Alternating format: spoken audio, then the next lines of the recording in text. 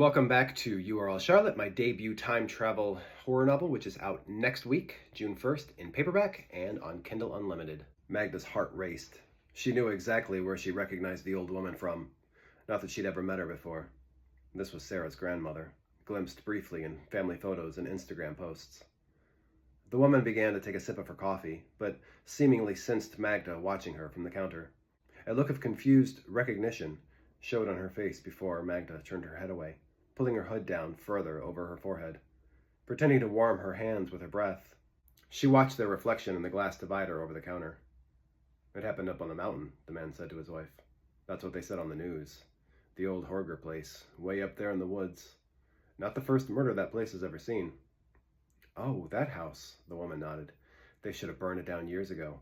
The things that man did to his son, I'm telling you, when things happen like that, bad energy can stick around, make normal people go crazy." "Forget it," he said. "Ain't no normal people up there." "Latte, miss," came the barista's voice from the other side of the counter. Magda scooped up the coffee and took a long sip.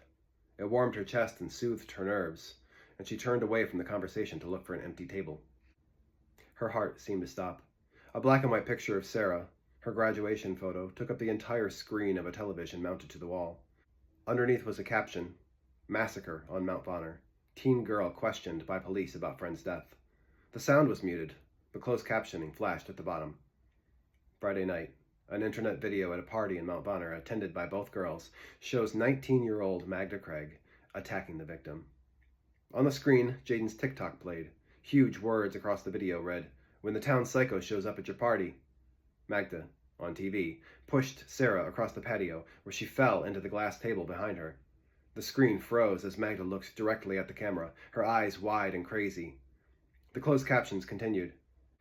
After shoving the victim into a glass table, Miss Craig is heard in the video to say, Magda didn't need to read the captioning to know what words she'd said to Sarah that night before leaving the party. She'd regret them for the rest of her life. "Die, Sarah." Magda's breathing became heavy. Her skin grew hot.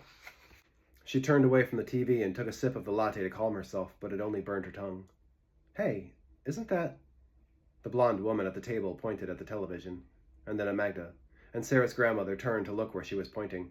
Her eyes went wide, and so did Magda's. The old woman had a look of shock on her face, which slowly gave way to confusion. She recognized Magda.